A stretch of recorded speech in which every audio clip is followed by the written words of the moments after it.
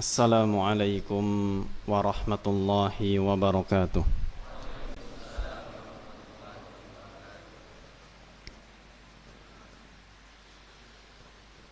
Alhamdulillahi rabbil alamin. Hamdan katsiran tayyiban mubarakan fihi kama yuhibbu rabbuna wa yarda. Wa ashhadu an la ilaha illallah wahdahu la syarika lah. Wa ashhadu anna Muhammadan abduhu wa rasuluh sallallahu alaihi wa ala alihi wa ashabihi wa man tabi'ahum bi ihsanin ila yaumiddin. Amma ba'd. Para asatidzah, tentunya yang kami hormati para guru kami, Al-Ustadz Abdullah Zain hafidhahullah, juga Ustadz Saifuddin Zuhri hafidhahullah, seluruh panitia yang dipimpin untuk saat ini oleh Ustadz Wisnu Prasetya, yang semoga senantiasa dijaga oleh Allah Subhanahu wa ta'ala. Juga tidak lupa mudir Pondok Pesantren Darussunnah, ya, Ustadz Sukanto hafizahullah, dan semua hadirin dari asatidzah, juga ikhwah, para pegiat dakwah, yang semoga kita semua selalu mendapat bimbingan dan taufik dari Allah Subhanahu wa ta'ala. Sore ini kita masuk di sesi ketiga, ya. Sebelum masuk ke materi, izinkan Ana menyampaikan beberapa muqaddimah yang sebetulnya muqaddimah ini adalah basa-basi, cuma kayaknya harus disampaikan. Ada beberapa poin yang ingin Ana sampaikan terlebih dahulu. Pertama, tentunya mengingatkan diri pribadi dan semuanya untuk bersyukur kepada Allah Subhanahu wa ta'ala, tentunya atas segala nikmat, dan khususnya nikmat yang hari ini kita saksikan bersama, bisa berkumpul, dan ini menggambarkan bahwa dakwah sunnah, ya, dengan taufik dari Allah Subhanahu wa ta'ala hari ini sangat berkembang, ya. Ya, tentu kalau Ana ini mungkin hanya sebagai orang yang nandur saja, ya, bukan yang babat alas. Ya, tentu beda, ya, nuansanya. Sekian belas tahun yang lalu dengan hari ini, ya. Yang namanya pengajian, ya janganlah ngomong Barling Mas cakep ya, hanya Purwokerto saja udah susah gitu, apalagi ngomong Barling Mas cakep. Yang dulu kalau ada pengajian itu kan, seingat ana untuk menyebarkan informasinya lewat SMS, ya, korban pulsa, ya. Dan ingat dulu ketika di suatu kesempatan ana bertemu dengan seorang ustadz, sebut nama nggak apa-apa ya, Ustadz Hartono Ahmad Jaiz hafizahullah, kalau nggak salah tahun 2009, berarti sekitar 15 tahun yang lalu ya. Yang waktu itu beliau sedang mengisi tabligh akbar di Masjid Agung Baitus Salam Purwokerto. Dan saat itu memang salah satu putra beliau sedang mondok bareng sama ana di Tasikmalaya. Waktu itu beliau sempat ngomong kepada ana, Mas, biar kami yang babat alas, nanti antum tinggal nandur, katanya. Itu ungkapan yang masih ana ingat dari beliau. Ya mungkin betul ya. Kalau sekarang seperti ana tinggal merasakan enaknya, ya, tinggal merasakan enaknya. Datang ke sini aja dijemput, karena tadi sudah berangkat ternyata ban mobil ana bocor. Sudah banyak sekali kemudahan untuk dakwah di hari ini. Maka tentunya kita bersyukur kepada Allah Subhanahu wa taala atas nikmat hidayah, nikmat taufik yang kita rasakan hingga hari ini, dan semoga Allah Subhanahu wa taala selalu menambah hidayahnya dan bimbingannya kepada kita untuk semakin baik ya di kemudian hari. Yang kedua tentunya rasa terima kasih kepada panitia dan semua pegiat dakwah yang sudah mengerahkan waktu, tenaga, bahkan harta, dan banyak yang dikorbankan juga tentunya dalam medan dakwah ini, yang semoga semua perjuangan dari ikhwah yang hadir di sini maupun yang tidak dapat hadir itu mendapat balasan dari Allah Subhanahu wa taala dan ditimbang di atas mizan hasanat pada hari kiamat nanti. Yang ketiga, ucapan terima kasih berikutnya kepada para asatidzah yang sangat berbaik sangka kepada ana, ya, sangat berbaik sangka kepada ana, ya, dan semoga tertunjuknya ana untuk duduk di sini tidak mempersulit hisab orang yang menunjuk di hadapan Allah Subhanahu wa taala. Ya. Maka ya etikanya ana mohon izin ya, karena tentu dari segi usia, ilmu, biasanya anak kalau diminta untuk mengisi di momen yang sangat spesial seperti ini, Masya Allah ya, itu udah umum pasti nolak biasanya.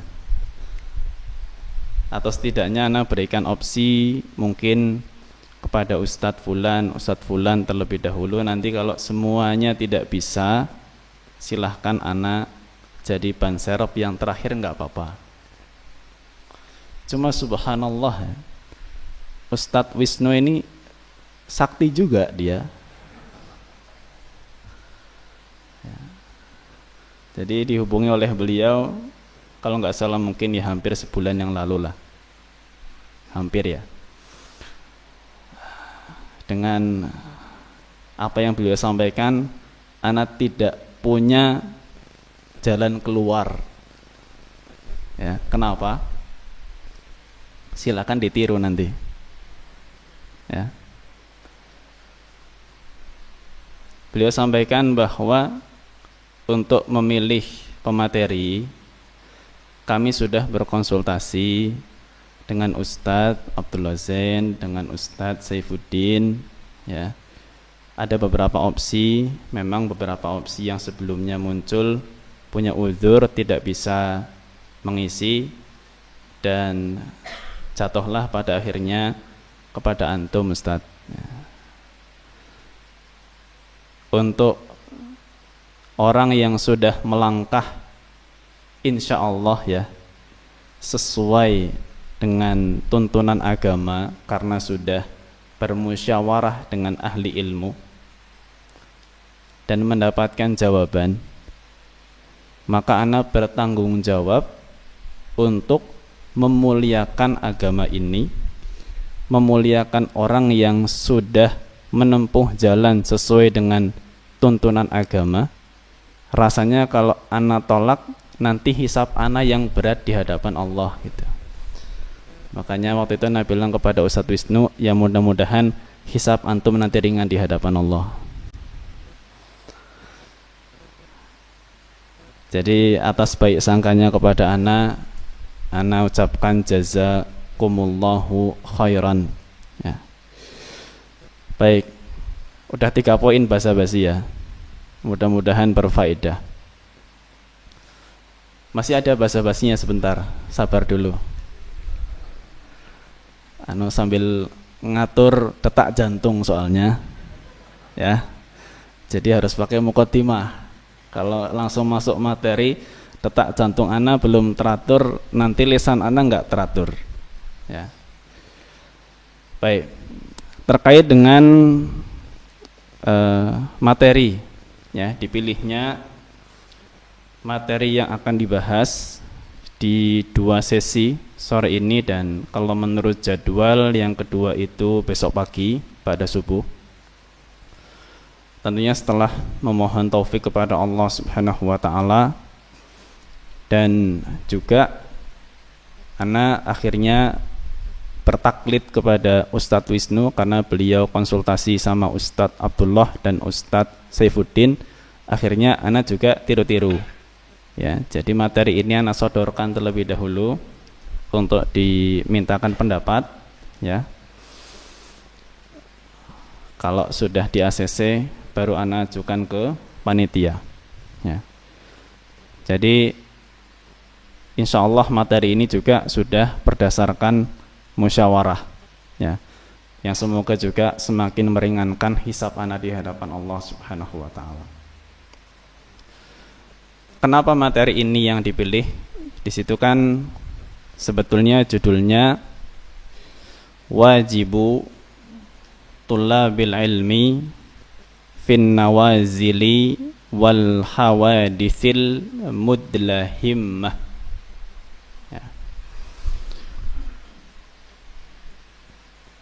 Kewajiban para penuntut ilmu ya, kewajiban para penuntut ilmu ketika ada nawazil ya. Nanti dijelaskan nawazil ketika sudah masuk penjelasan materi. Dan hawadits, peristiwa-peristiwa ya, al-mudlahimmah, yang gelap atau membingungkan ya. Jadi kenapa terfikirkan risalah ini untuk disampaikan? Sebetulnya risalah ini padanannya cukup banyak ya. Padanannya cukup banyak karena inti dari risalah ini adalah bagaimana sikap seorang muslim ketika menghadapi fitnah, ya. Fitnah yang akan terus-menerus ada sampai akhir zaman, yang beragam dan silih berganti. Padanannya banyak. Banyak muhadarah tentang itu. Nah, yang terfikirkan oleh ana begini. Di antara kita, ya, di antara kita itu kan ada yang mengalami perubahan fase. Perubahan fase. Gimana perubahan fase itu? Dulu ngaji. Sekarang yang ngaji tetap. Dan Masya Allah naik pangkat ngajinya, ya. Yang dulu itu belum dipanggil ustadz, sekarang dipanggil ustadz, ya kan ya? Anak kasih contoh ya. Maaf kalau tunjuk. Mas Aziz nih, kalau ana di rumah, ya, di rumah lagi ngomongin beliau dan nggak nyebut ustadz, cuma nyebut Mas Aziz gitu, anak-anak protes. Anak-anak protes mengatakan Ustadz Aziz bah.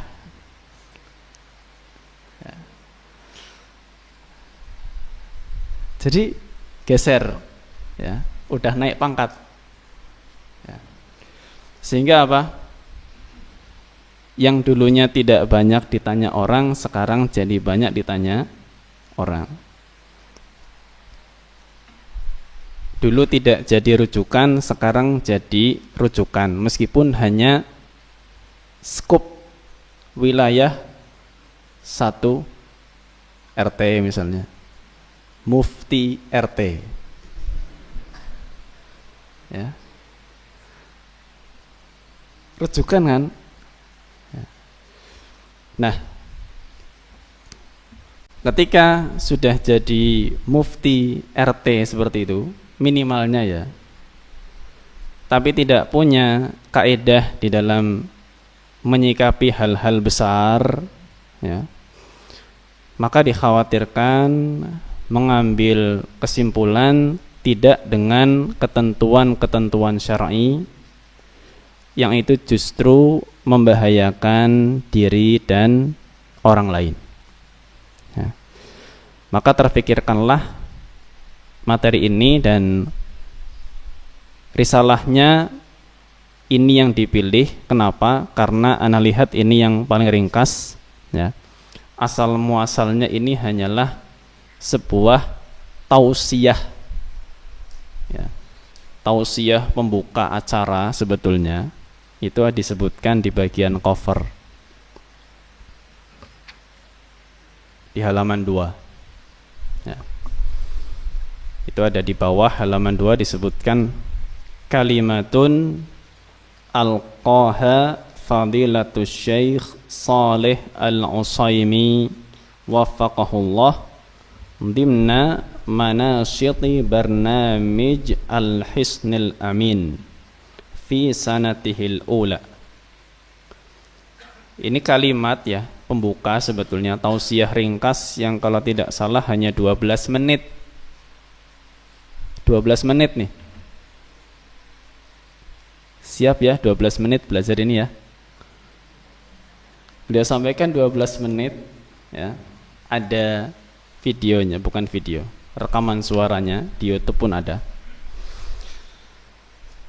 Dalam sebuah acara Al-Hisnul Amin namanya, yang diadakan di tahun 1437 Hijriyah. Jadi kurang lebih sekitar berapa? 9 tahun yang lalu ya. Ya. Di Riyadh. Ya. Aslinya itu. Ya. Dan tentunya mohon taufik kepada Allah Subhanahu wa taala. Ya, semoga ana bisa berbagi faedah, dan ketika ana menyampaikan kepada para guru kita, Al Ustadz Abdullah dan Ustadz Saifuddin, yang ana sampaikan, ya mungkin nanti bisa sekaligus ditambahkan hal-hal yang didapatkan ya ketika beberapa waktu yang lalu ya ana bersama dengan beberapa asatidah juga ya, ada Ustadz Jumantoro, ada Ustadz Zaid Bakar, ada Ustadz Liman, ada Ustadz Haryanto. Ya, kita bareng-bareng ikut daurah di Jakarta, dan salah satu materi juga yang dibahas tentang masalah menyikapi fitnah yang terjadi, bagaimana menurut manhaj para salaf as-saleh ya. Baik, itu kurang lebihnya ya, muqaddimah yang perlu ana sampaikan sembari tadi menenangkan detak jantung, dan insya Allah sudah agak tenang sekarang. Adapun untuk masalah metode penyampaiannya ya, ini tentunya kalau kita baca semuanya dan diterjemahkan semuanya, 2 sesi yang tersedia, insya Allah kalau menurut matematika normal manusia dan pengalaman, insya Allah tidak cukup ya. Sehingga insya Allah tetap dibaca, tapi penjelasan hanya mengacu kepada beberapa poin yang sekiranya penting yang ana isyaratkan. Sekali lagi ana mohon izin kepada para asatidah yang sudah lebih lama berdakwah, lebih senior, lebih sepuh dari ana, akbaru minni silman, akbar minni sinnan wa ilman wa jisman. Ana mohon izin untuk bisa berbagi di sesi sore ini. Tayyib, ada koreknya ya. Tayyib, tafadhol.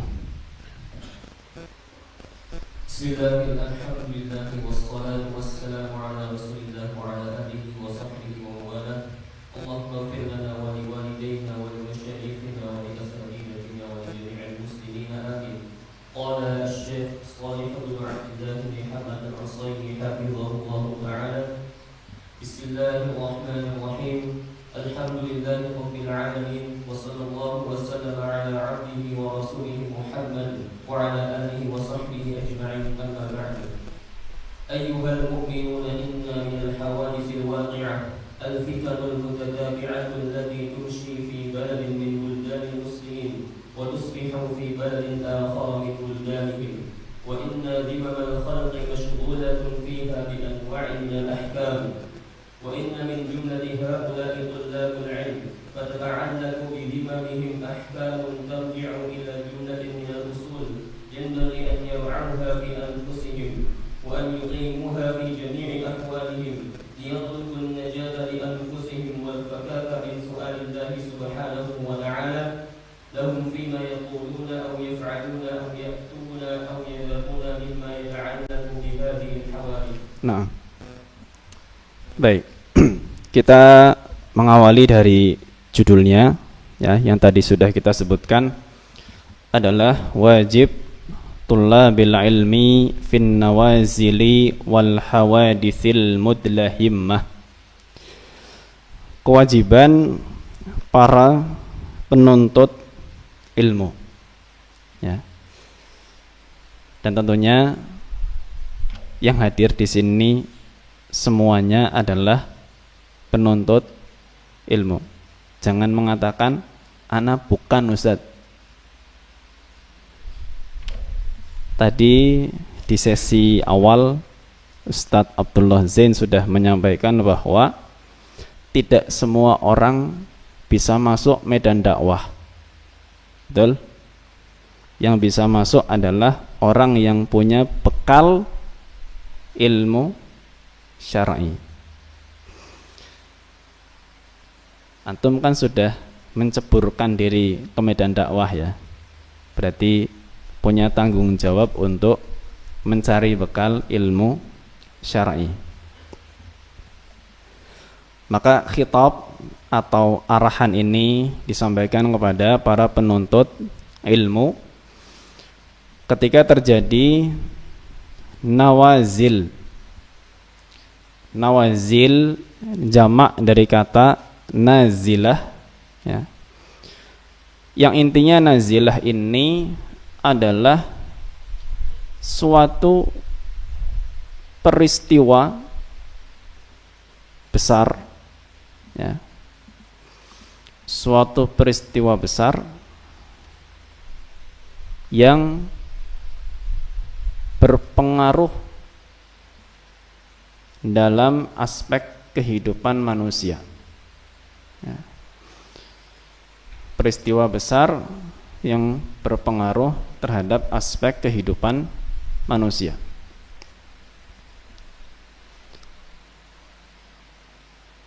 Besar itu sebetulnya nggak mesti heboh ya, tapi intinya perkara ini sifatnya menyeluruh.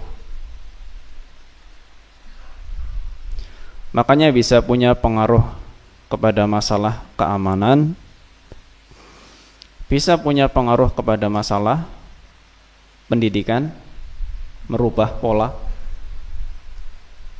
bisa punya pengaruh kepada masalah kesehatan, seperti yang terjadi beberapa tahun yang lalu, pandemi. Bisa juga mungkin berpengaruh kepada masalah ekonomi, macam-macam ya. Yang kita tidak bisa batasi, kita nggak bisa menentukan bentuknya apa saja, karena semua itu hanya ada di dalam ilmu Allah Subhanahu wa ta'ala ya. Dan diantara yang sudah terjadi dan terkadang membuat orang bingung, berita-berita yang sampai tentang misalnya gejolak-gejolak terjadi di beberapa negara. Kemudian ada tingkah-tingkah yang membuat masyarakat dunia itu bereaksi. Kayak misalnya ya, ada perbuatan-perbuatan yang kemudian disebut sebagai penistaan agama, pelecehan terhadap Nabi Sallallahu Alaihi Wasallam misalnya. Hal seperti itu kan reaksinya untuk hari ini karena berita tersebar begitu masif, reaksinya pasti mendunia ya. Dan masing-masing mencari bagi yang peduli, mencari sikap yang benar itu harusnya seperti apa, kan begitu ya. Maka kurang lebih itu gambaran nawazil ya. Dan hawadits tadi ana terjemahkan untuk pendekatannya. Hawadits ini jamak dari kata hadisah ya, maknanya juga peristiwa. Peristiwa-peristiwa al-mudlahimmah ya. Pendekatan makna dari kata al-mudlahimmah itu gelap ya, sebagaimana sebagian ulama yang ahli di bidang bahasa ya, mengatakan lailatun mudlahimmah maknanya lailatun muzlimah ya. Jadi mudlahimmah itu sama kurang lebih maknanya dengan gelap ya. Malam yang mudlahimmah itu malam yang muzlimah atau gelap. Jadi membuat orang itu bingung, saya ini harus kemana ya. Kalau ditanya orang jawabnya apa, saya sendiri aja bingung gimana mau ngasih jawaban ke orang lain ya. Itu kurang lebih dari masalah judulnya ya. Dan di awal ini beliau wafaqahullahu ta'ala memberikan gambaran bahwa yang namanya fitnah Ya, beliau katakan al-fitanul mutatabi'atu allati tumsi fi baladin min buldanil muslimin wa tusbihu fi baladin akhara min buldanihim. Ya, jadi fitnah-fitnah yang beruntun terjadi tumsi di sore hari ada di sebuah negara, nanti di pagi hari sudah pindah ke negara yang lain. Ya. Wabah kemarin terjadi di mana, nanti sekarang terjadi di mana. Perang kemarin di mana, besok di mana. Ya. Dan yang lain sebagainya. Ya.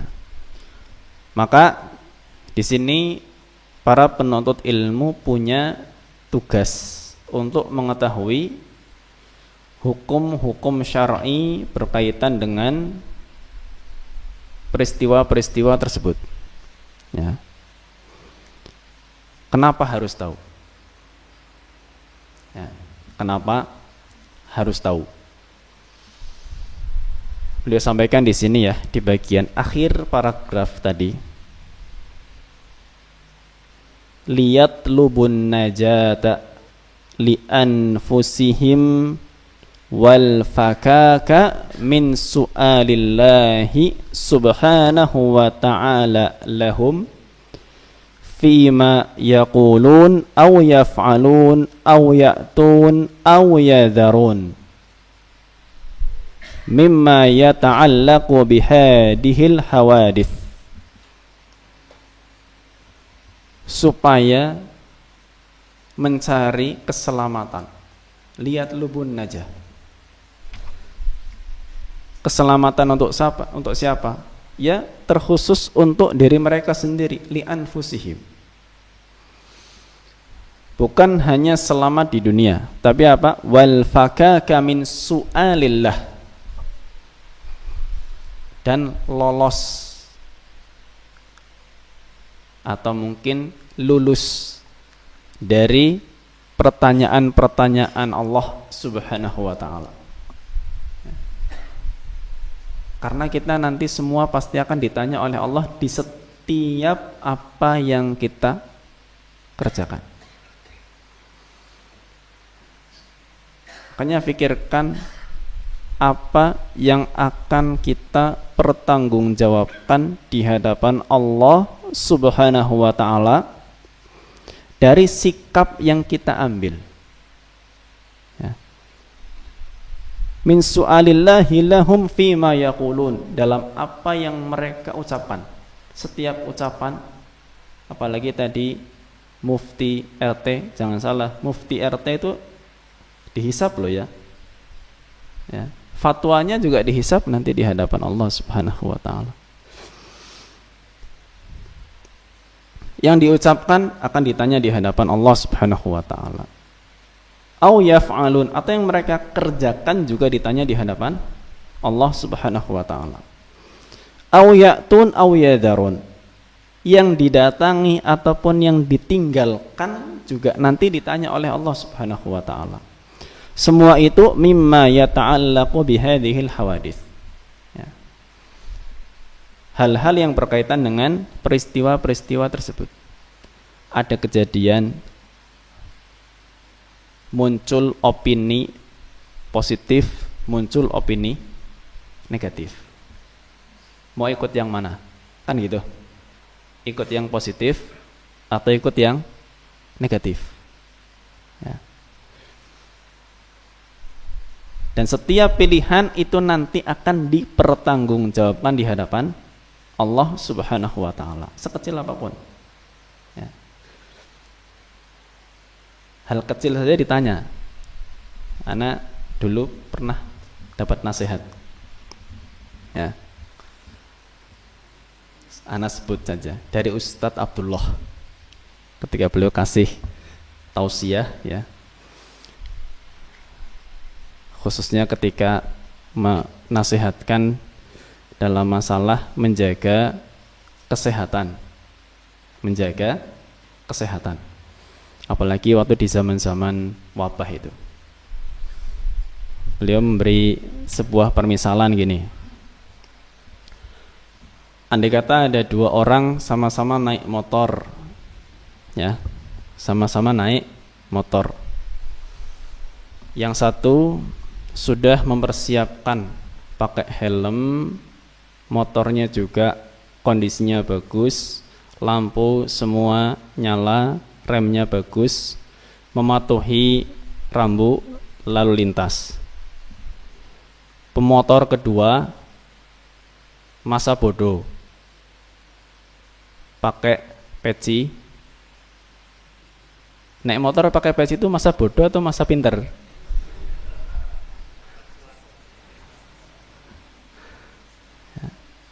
Pilihannya dipertanggungjawabkan di hadapan Allah loh ya.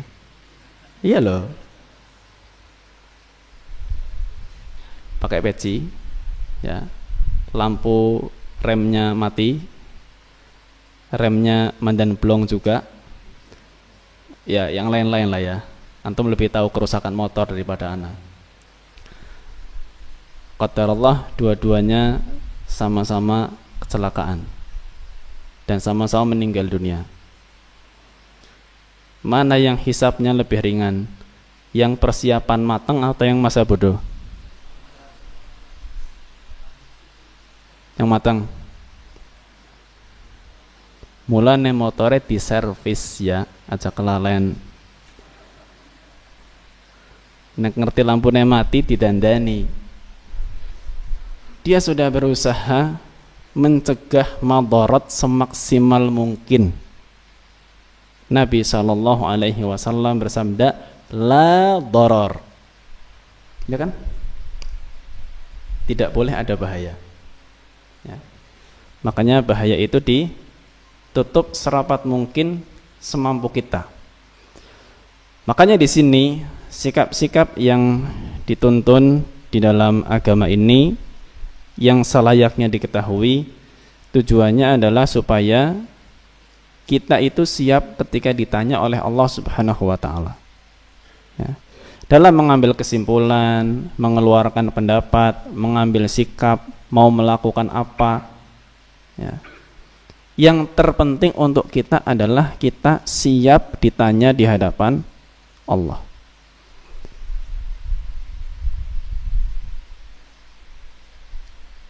Kemarin ketika daurah itu ada sebuah nasihat ya dari Syekh Dr. Husain Audah Al-Awayishah ketika beliau mensyarah muqaddimah Sunan Ibnu Majah. Yang ana catat, salah satu nasihat beliau mengatakan, tafakkar fi dzatillah wala tafakkar wala tatafakkar fi nafsik ya. Pikirkan tentang Allah, jangan sekedar mikir dirimu sendiri ya. Jadi itu konteks ketika seseorang itu mengambil sebuah tindakan ya, itu bukan memikirkan bagaimana dirinya dinilai oleh orang lain ya. Bukan memikirkan bagaimana dirinya dinilai oleh orang lain, tapi nomor satu adalah bagaimana dirinya nanti akan ditanya oleh Allah Subhanahu wa ta'ala ya. Maka semua tujuannya ke sana ya. Segala sikap, omongan ya, bahkan diam atau tidak, itu semua ada pertanggung jawabannya.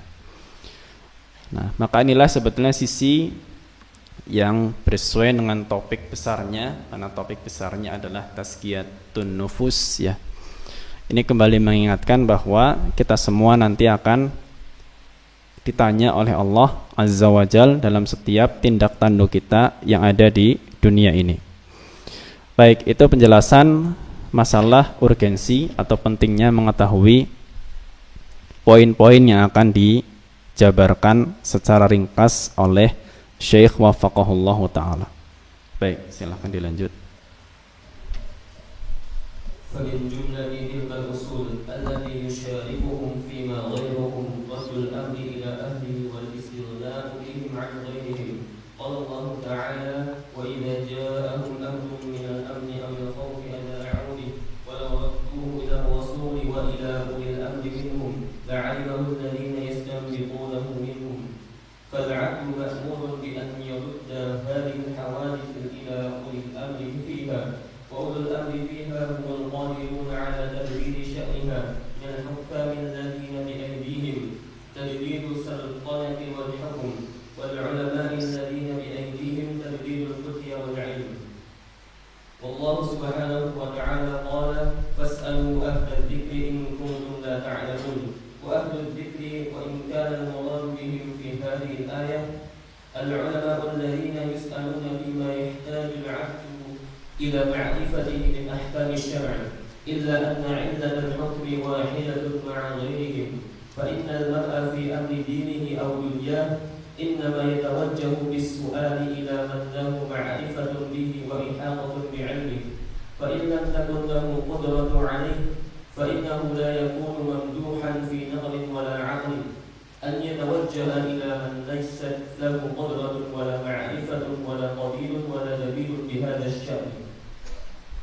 ومن تمام رد الأمر إلى أهله الاستغناء بهم عن غيرهم، فلا يحتاج معهم إلى غيرهم، فإذا ردك الله سبحانه وتعالى إلى هؤلاء فلا ينبغي أن تطلب غيرهم. ويتأكد هذا في حق من لا يطلب العلم من أحد الناس، فإن غنيتهم بمثل هذه الأمور هي بردهم إلى أولئك الذين بيدهم الأمر، دون الدخول في شيء من فروع التفاصيل التي قد تأتي على دينهم وتفسد دنياهم. Nah, baik, diawali dari prinsip yang pertama. Inti dari prinsip yang pertama yang disampaikan oleh Syekh Saleh Al-Utsaimin waffaqahullah adalah redaksi yang beliau sampaikan, raddul amri ila ahlihi wal istighna'u bihim an ghairihim. Ya. Intinya di situ. Raddul amri ila ahlihi, mengembalikan urusan itu kepada ahlinya. Ya. Itu ada di paragraf awal yang tadi dibaca ya. Baris pertama dari paragraf yang dibaca. Raddul amri ila ahlihi wal istighna'u bihim an ghairihim. Apa artinya? Tadi mengembalikan urusan kepada ahlinya, dan enggak cuma itu. Al istighna'u bihim an ghairihim, mencukupkan dengan ahli ilmunya. Ya. Mencukupkan dengan ahli ilmunya an ghairihim, bukan selain mereka. Ya. Jadi sebetulnya prinsip pertama ini ada dua sub poin. Ya, ada dua sub poin. Sub poin pertamanya adalah mengembalikan urusan kepada ahlinya. Yang kedua, mencukupkan dengan ahlinya itu. Ya. Gimana prakteknya? Sebelum kita bicara praktek, di sini beliau menyampaikan beberapa dalil, dua ya. Pertama, firman Allah Subhanahu wa taala dalam surat An-Nisa ayat 83. Wa idza ja'ahum amrum minal amni awil khaufi adza'u bih. Jika datang kepada mereka, yaitu orang-orang munafik, ya, sebuah perkara yang mempengaruhi rasa aman atau rasa takut, ya, adza'u bih, maka mereka segera menyebarluaskannya. Itu kerjaannya orang munafik. Kemudian Allah Subhanahu wa taala berfirman, walau radduhu ilar rasul. Seandainya mereka kembalikan kepada Rasul, wa ila ulil amri minhum, dan kepada ulul amri. Sementara enggak ana terjemahkan, biarkan aja ulul amri. La'alimahul ladzina yastambitunahu minhum. Maka yang mengetahui adalah orang-orang yang mampu untuk menyimpulkan masalah tersebut. Ya. Ini dalil pertama yang mewajibkan kita untuk mengembalikan urusan itu kepada ahlinya, dari redaksi firman Allah Subhanahu wa taala, walau radduhu ilar rasuli wa ila ulil amri. Ya. Jadi ada orang yang punya kuasa dan kompetensi di masalah tersebut. Demikian juga firman Allah Subhanahu wa taala dalam surat An-Nahl ayat 43, ya, fas'alu ahlal dzikri in kuntum la ta'lamun. Ya. Tanyalah kepada ahli zikir. Artinya orang-orang yang berilmu ketika kalian tidak mengetahui. Baik, pertanyaannya. Pertanyaannya suruh sesi terakhir ya katanya ya. Nggak apa-apa lah ya. Yang sekarang nggak usah ada hadiahnya. Pertama, siapa ulul amri dan siapa ahlu dzikri di situ? Ya.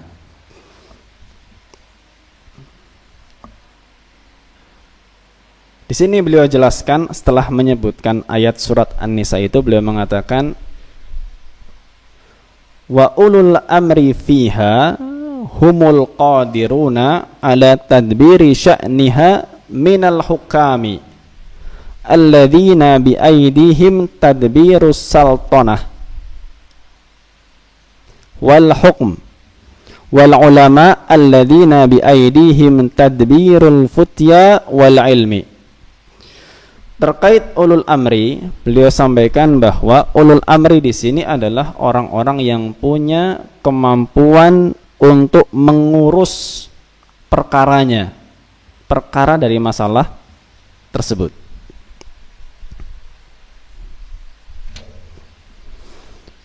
Baik itu dari penguasa, para hukam berarti pemerintah, ya. Karena mereka orang-orang yang punya kuasa dalam masalah kepemimpinan dan kekuasaan, juga dalam masalah keputusan hukum, maupun para ulama yang mereka punya kuasa dalam masalah fatwa dan masalah ilmu. Ya. Itu penjelasan dari makna ulul amri. Terdiri dari al-hukam atau para pemerintah, wa al-ulama dan juga para ulama, ya. Maka peristiwa besar itu tidak diserahkan kepada orang-orang kecil, ya. Ya kalau masalahnya cuma satu RT tadi nggak apa-apa, mufti RT berfatwa. Tapi kalau masalahnya satu negara, maka bukan tugasnya mufti RT, bahkan juga termasuk mufti kelurahan, ya. Ini butuh orang yang punya pandangan luas dan punya kepedulian untuk memikirkan kemaslahatan banyak orang, ya. Itu terkait ulul amri. Adapun terkait dengan ahli zikri, beliau sampaikan wa ahlu zikri wa in kana al muradu bihim fi hadhihi al ayatil ulama alladzina yus'aluna fima yahtaju al abdu ila ma'rifatihi min ahkami syara', ya. Illa anna illatal hukmi wahidatun ma'a ghairihim. Sampai situ ana baca. Dia beliau sampaikan ahlu dzikri yang disebutkan tadi di surat An-Nahl ayat 43, meskipun yang dimaksud di ayat ini adalah para ulama, ya, tapi apa? Jadi para ulama yang memang mereka ditanya oleh orang-orang sesuai dengan apa yang dibutuhkan dalam masalah agama, hukum-hukum syar'i, ya. Tapi ada juga yang bukan ulama sebetulnya pun masuk ke dalam istilah ahli dzikri. Kenapa? Ya. Karena sebab orang bertanya itu kan sama, karena tidak tahu. Ya. Tidak tahunya dalam ilmu apa? Kan macam-macam. Ya. Kalau ada orang mau konsultasi masalah kuliner, nanya sama ustadz. Oh, kalau ustadznya suka kuliner, ya. Tapi itu kan terkadang nggak penting, ya. Tanya masalah kesehatan, pasti juga nanyanya ke dokter, bukan ke ustadz, ya. Nanya masalah agama sama ustadz, bukan ke dokter. Berarti dokter masuk istilah ahlu dzikri atau bukan? Menurut penjelasan beliau masuk. Ahli ilmu bidangnya kedokteran. Makanya pernah ada sebuah mauqif diceritakan oleh Syekh Muhammad bin Saleh Al-Utsaimin, ya. Ketika beliau mensyarah kitab Aqidah Ahlus Sunnah wal Jamaah.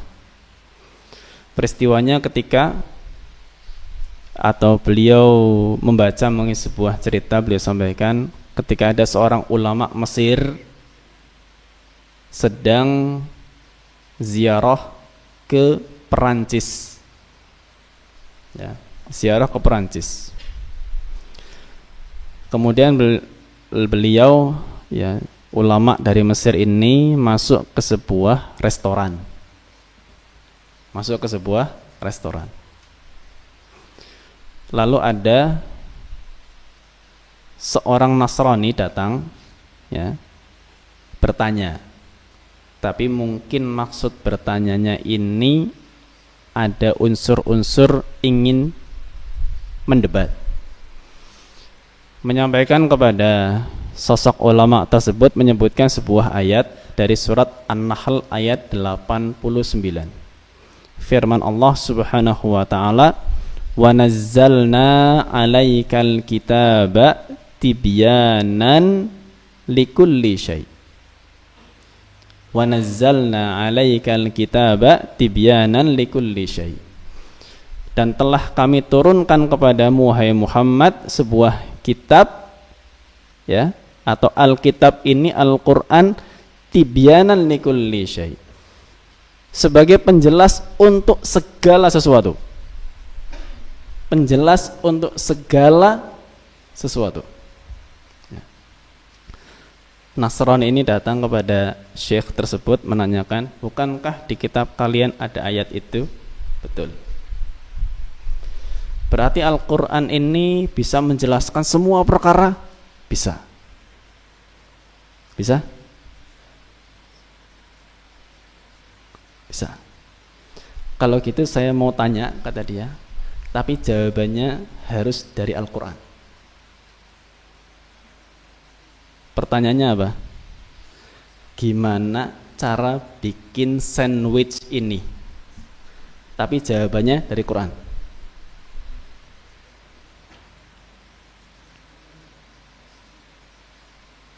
Siapa sih bisa nemu? Apa yang dilakukan? Ngundang orang yang bikin sandwich di restoran itu. Maaf, saya ada perlu mau nanya sebentar. Gimana? Tolong jelaskan gimana caranya bikin sandwich ini. Dijelasin, ya. Tapi Anda nggak bisa jelasin ya, Anda bukan orang yang bikin sandwich. Dijelasin dari pertama sampai terakhir. Kemudian disampaikan jawaban yang dia sampaikan itu dari Quran. Loh, di mana ayatnya? Fas'alu ahla dzikri in kuntum la ta'lamun. Tanyalah kepada ahli zikr tadi, ahli ilmunya ketika kalian tidak tahu. Syekhnya bukan ahli ilmu bidang bikin sandwich. Yang ahli ilmu bikin sandwich siapa? Kokinya. Maka itulah yang ditanya. Makanya tadi Syekh Saleh Al-Utsaimin katakan, meskipun memang ahli zikr umumnya dimaksud adalah para ulama, tapi kalau bidang yang ditanya ternyata bukan masalah-masalah syar'i dan ada kaitan-kaitan dengan yang lain, contoh ketika berbicara masalah stabilitas keamanan, tidak semua orang belajar agama ngerti masalah keamanan, ya kan? Ketika nawazil atau hawadits, peristiwa-peristiwa besar itu nanti punya pengaruh dengan masalah kesehatan, maka harus melibatkan ahli ilmu di bidang kesehatan. Ya. Makanya ketika ada nawazil, anak kalau nyebut nawazil sudah paham lah ya. Nah, jadi nggak bolak-balik diterjemahkan makna dalam bahasa Indonesia. Jadi kalau ada nawazil, nanti pengaruhnya dengan kesehatan, jangan sampai ada santri yang baru lulus pondok, belajarnya cuma ilmu agama, keluar jadi dokter dadakan, ahli medis dadakan, ya.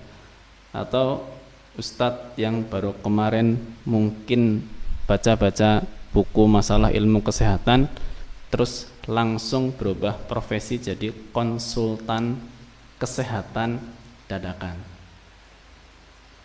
ya. Keamanan juga seperti itu, ya. Karena semua itu butuh ahlinya.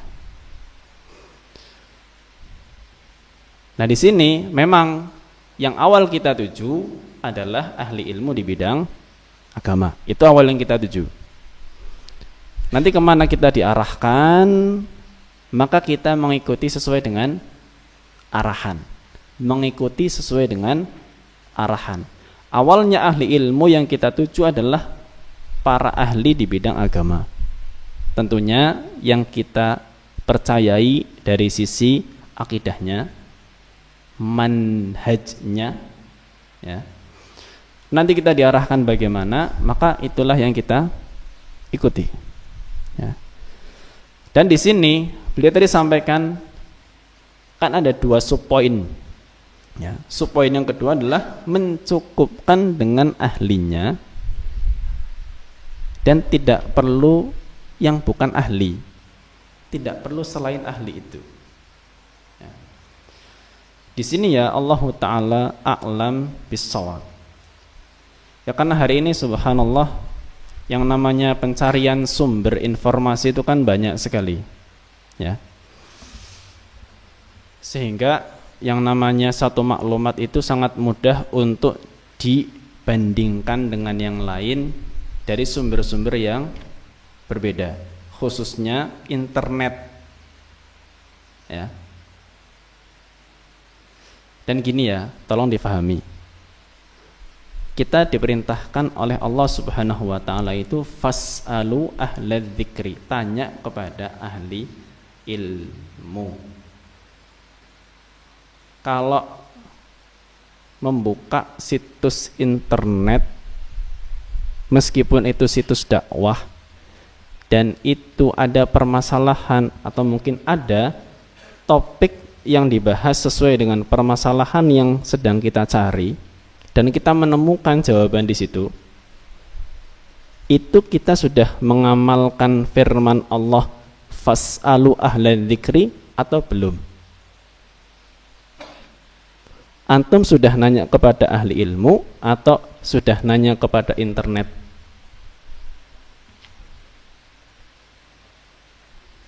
Kalau nanya ke internet itu sudah dihitung mengamalkan fas'alu ahla dzikri atau belum? Belum. Antum masih punya tanggung jawab untuk nanya. Ya. Karena belum tentu yang disampaikan di internet itu sesuai dengan kondisi antum. Ya.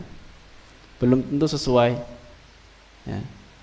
Di mana jawaban itu akan bisa berbeda tergantung perbedaan variabel masalah yang ada. Mungkin masalah cuma terjadi di negeri kita, kemudian membuka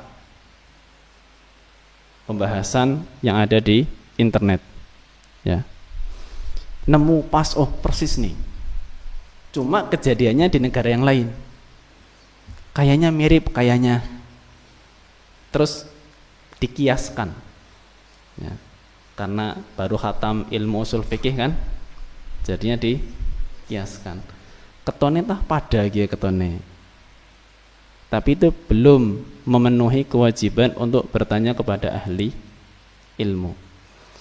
Ya, makanya di sini sebetulnya ana pun berusaha menempatkan diri sebagai orang yang wajib bertanya dalam masalah apapun. Ya. Apalagi masalah besar. Tanya. Jawaban yang kita dapatkan dari orang ahli ilmu yang mampu untuk kita tanya, itu yang kita amalkan. Andai kata ternyata itu adalah sebuah jawaban yang salah di hadapan Allah Subhanahu wa ta'ala, kita punya alasan ketika ditanya oleh Allah Azza wa Jalla, saya sudah mengamalkan ayat tersebut sesuai dengan kemampuan saya.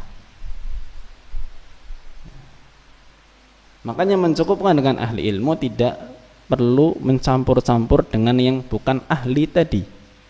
Dan situs internet bukan ahli, jelas. Ya, bukan ahli. Pernah ana ditanya oleh seorang teman, ya, suatu masalah gitu. Kebetulan ana dengan beliau ini agak berbeda pandangan dalam masalah tersebut. Kemudian beliau menanyakan begini, kalau gitu gini Ustadz, buatlah ana yakin seperti antum, gimana caranya? Ya. Buatlah persepsi ana sama dengan antum, yakin gimana caranya? Ana katakan, ana tidak bisa membuat antum yakin karena hati antum itu kuasa Allah Subhanahu wa ta'ala. Tapi sekedar berbagi saja, yang membuat ana yakin adalah karena ana sudah bertanya kepada ahli sebatas yang bisa ana temui. Ya.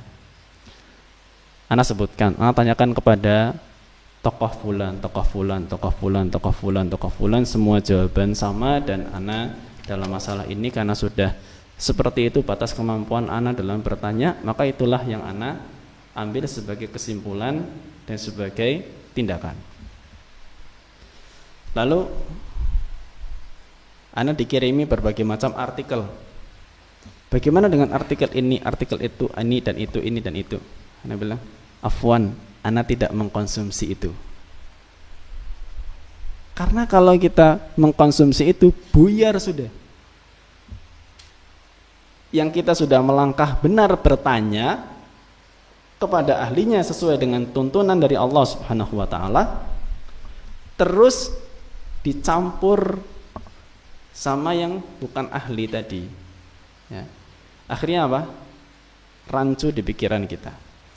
Makanya anak katakan, anak tidak mengkonsumsi itu, ya. Dalam masalah yang pelik sekali, apalagi masalah besar, tidak merujuk kepada sumber-sumber yang belum sampai membuat kita itu melepaskan tanggung jawab di hadapan Allah Subhanahu wa ta'ala, ya. Makanya beliau sampaikan di sini di paragraf yang berikutnya, wa min tamami raddil amri ila ahlihi al-istighna'u bihim an ghairihim. Ya. Maka min tamami raddil amri, di antara bentuk kesempurnaan kita mengembalikan urusan kepada ahlinya adalah cukup dengan mereka saja, ya, dan tidak perlu mencampur dengan yang lain yang bukan ahlinya.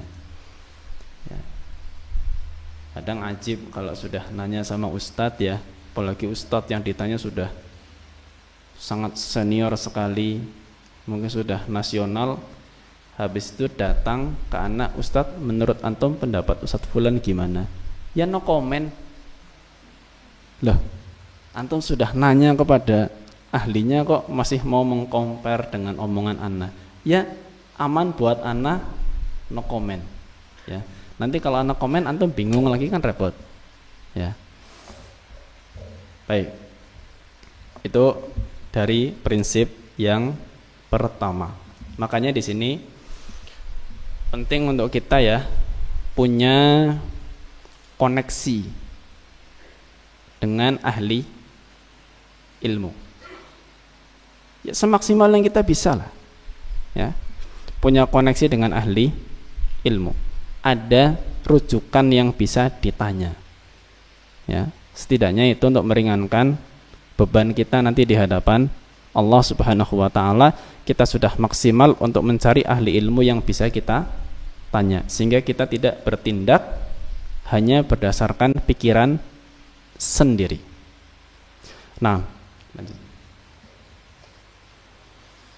ومن جملة تلك الأصول اشتغال طالب العلم بوظيفته المرادة منه، فإن من فلاح العبد أن يفقهه الله عز وجل في وظائف عمره، فإن العبد في عمره عليه وظائف، فكل عمر له وظيفة، وكل حال لها وظيفة، فأنت حين كنت ابن 7 سنين لك وظيفة شرعية، وعندما بلغت لك وظيفة شرعية، وعندما ترعرعت وارتفعت في سن الفتوة والشباب صارت لك وظيفة شرعية، وتلك الوظيفة الشرعية تارة يرجع تقديرها إلى عمر، وتارة يرجع تقديرها إلى حال.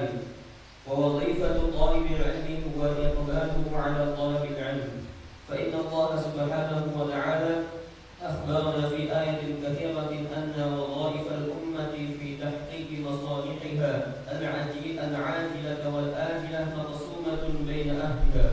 قال الله سبحانه وتعالى: ولتكن منكم أمة يدعون إلى الخير ويأمرون بالمعروف وينهون عن المنكر.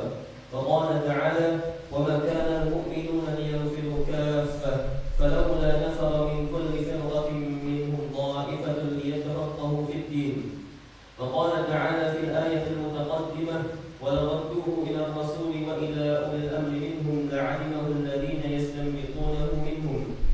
فوظائف تحقيق مصالح الأمة مقسومة بين أهلها، وطلاب العلم لهم وظيفة ينبغي أن يقبلوا عليها وأن يشتغلوا بها، وهي طلب العلم، حتى إذا احتيج إليهم وقد أوعبوا من زادهم وعلت مرابحهم وعظمت غنائمهم كان لهم من القوة والقدرة على دفع الناس ما لم يكن لهم من قبل.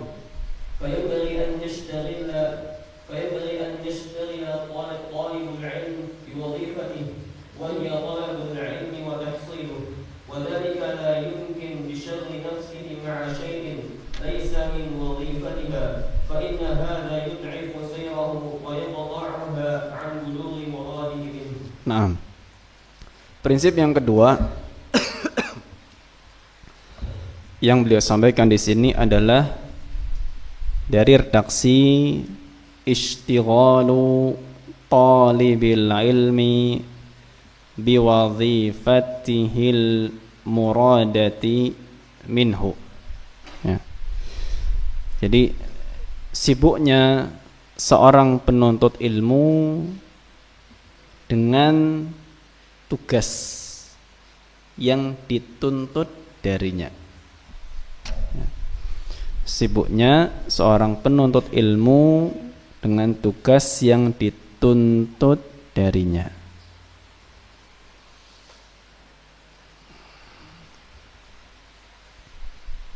Baik.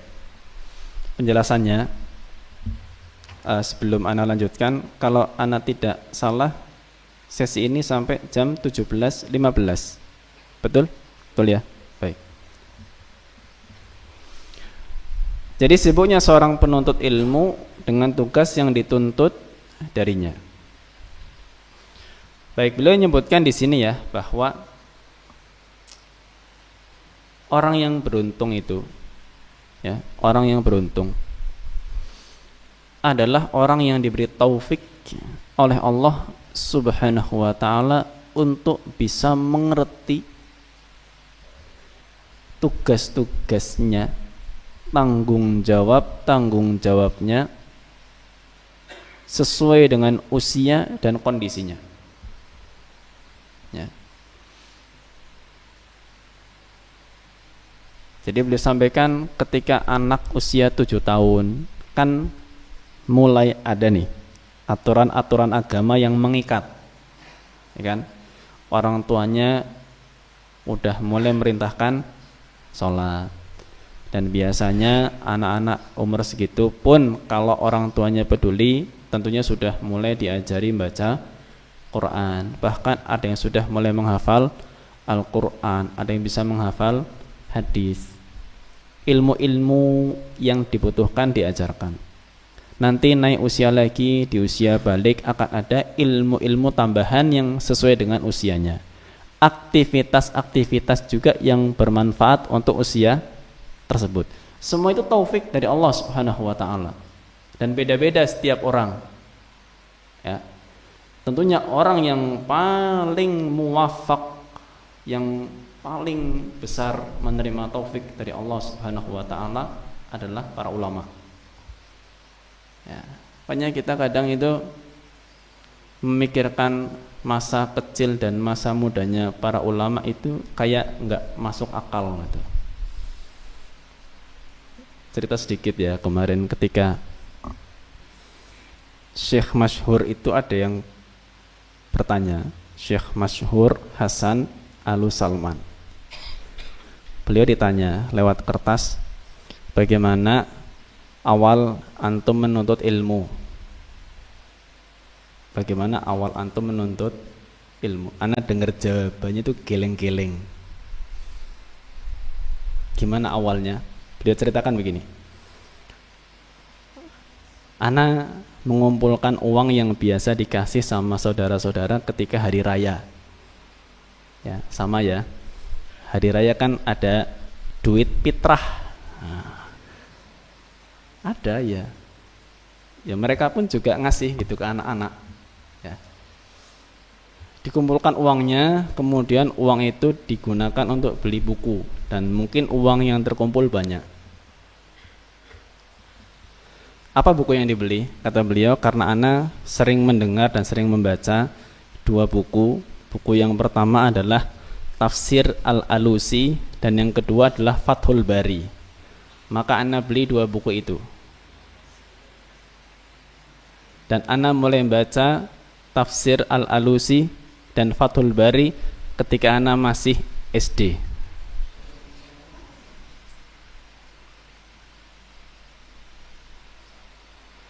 SD kita khatam apa ya? 42 jilid, Masya Allah, komik.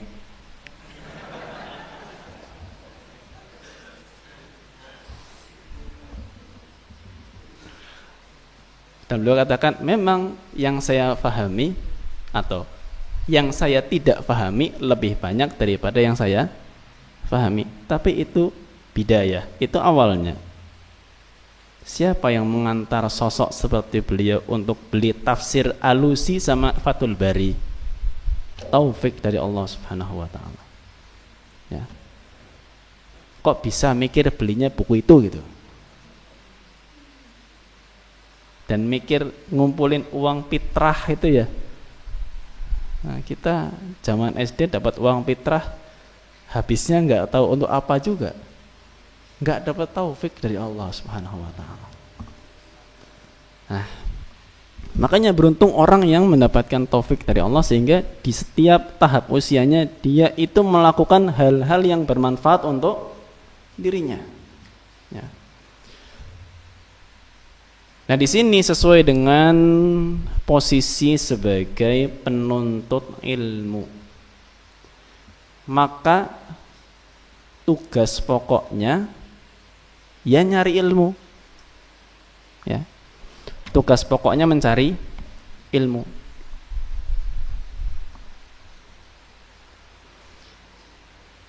Sebetulnya memang ini sebuah khitab ya, arahan kepada orang-orang yang memfokuskan dirinya untuk menuntut ilmu agama. Tapi di sini beliau sampaikan ya bahwa kemaslahatan umat itu terbagi. Ya, makanya tadi juga di sesi Ustadz Abdullah kan beliau menyampaikan ya bahwa nggak mungkin toh semuanya jadi ulama, ada yang jadi pemimpin kan gitu. Ya. Kemaslahatan umat ini tugasnya terbagi. Ya. Ini beliau sebutkan sesuai dengan firman Allah Subhanahu wa taala yang beliau cantumkan atau beliau sampaikan di situ dari surat At-Taubah ayat 122. Yaitu di halaman 5. Wa ma kana al-mu'minuna liyanfiru kaffah falawla nafara min kulli firqatin minhum ta'ifatul liyatafaqahu fid din.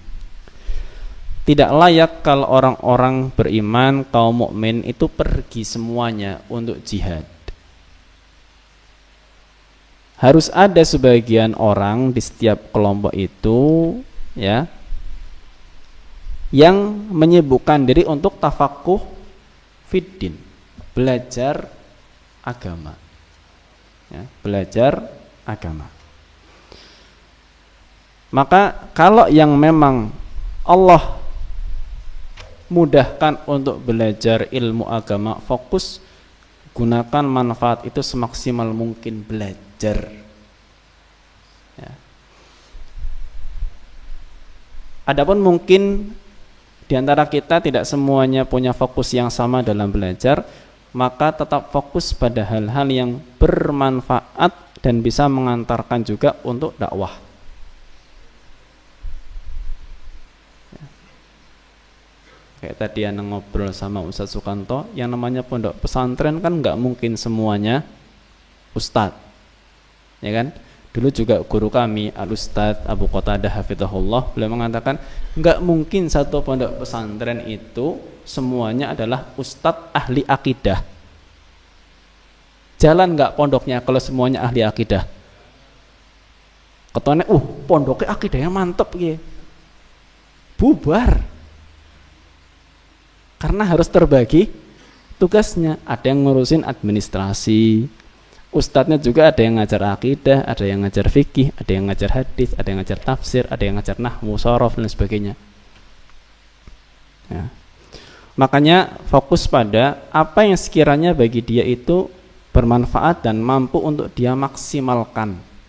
Ya, mampu untuk dia maksimalkan.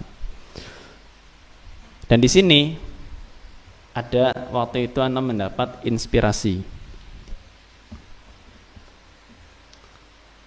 Ini mungkin untuk para pegiat dakwah ya.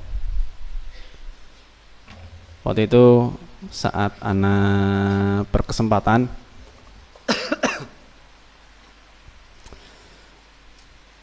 ziarah ya, berkesempatan untuk ziarah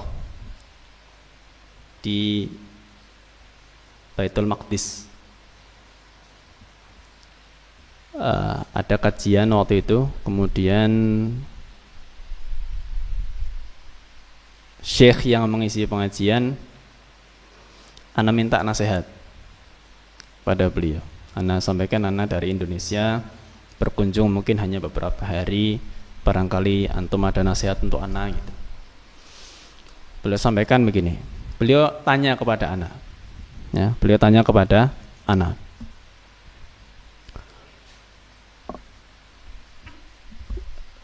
kebutuhan manusia yang paling mahal apa? Kebutuhan manusia yang paling mahal apa kira-kira? Yang terbesit di pikiran apa? Anak juga mau jawab, waktu itu takut salah ya, jadinya meneng baik. Mau mesam-mesam, cengar-cengir gitu. Menjawab mau salah. Ya. Tak tungguin aja sampai syekhnya menyerah bertanya, maka dia jawab sendiri kan. Ya. Jadi sambil jalan-jalan dengan beliau, apa ya syekh? Kemudian beliau jawab, kebutuhan manusia yang paling mahal itu adalah hidayah. Karena sebelumnya beliau mengisi materi tentang keutamaan orang yang memenuhi kebutuhan orang lain, maka pasti dia akan dipenuhi kebutuhannya oleh Allah Subhanahu wa ta'ala. Nah, saat lagi sesi tambahan itu bersama dengan ana, wabillahi taufik, beliau sampaikan itu. Kemudian beliau sampaikan nasihatnya, kalau antum adalah seorang penuntut ilmu dan antum adalah juga orang yang ada di medan dakwah, maka sadari bahwa antum adalah orang yang sedang berusaha untuk memenuhi kebutuhan banyak orang, bukan 1-2 orang, banyak orang. Dan kebutuhan yang antum penuhi bukan kebutuhan yang murah, itu kebutuhan mahal, hidayah. Ya. Maka antum fokus, ya, ikhlas, sepenuh hati, biiznillah Allah Subhanahu wa ta'ala pasti juga akan mencukupi apa yang antum butuhkan. Wah, itu buat anak lumayan dalam itu, ya kan? Harusnya setelah mendengar itu nggak terlalu terhantui dan memikirkan nyong bar mondok ke ngode apa ya, bali-bali mengko jadi apa ya. Harusnya ya, Allah berikan taufik kalau memang seseorang itu tulus di dalam medan dakwahnya untuk memenuhi hajat orang yang paling mahal, yaitu hidayah. Ya. Nyong wis korban waktu, korban tenaga, korban segalanya, ketone kebutuhan nyong ora cukup dat. Ya, ikhlas apa orang ganen gue. Ya. Itu semua kembali kepada introspeksi dari masing-masing, ya. Maka di sini di poin yang kedua ini pentingnya kita untuk selalu minta taufik kepada Allah Subhanahu wa ta'ala. Semoga Allah selalu bimbing supaya kita itu melakukan segala tindak tanduk yang itu bermanfaat untuk kita dan manfaatnya maksimal, bukan sekedar manfaat, manfaatnya maksimal, ya. Itu orang yang beruntung diberi taufik oleh Allah Subhanahu wa ta'ala. Mungkin untuk sementara sampai poin yang kedua, insyaallah masih ada 3 prinsip lagi. Semoga Allah berkahi waktu kita untuk bisa melanjutkan materi ini di sesi yang berikutnya. Kurang lebihnya mohon maaf dan jazakumullahu khairan atas perhatiannya. Wassallallahu ala nabiyyina Muhammad wa ala alihi wa sahbihi wa baraka wa sallam. Wa akhiru da'wana anilhamdulillahi rabbil alamin. Assalamualaikum warahmatullahi wabarakatuh.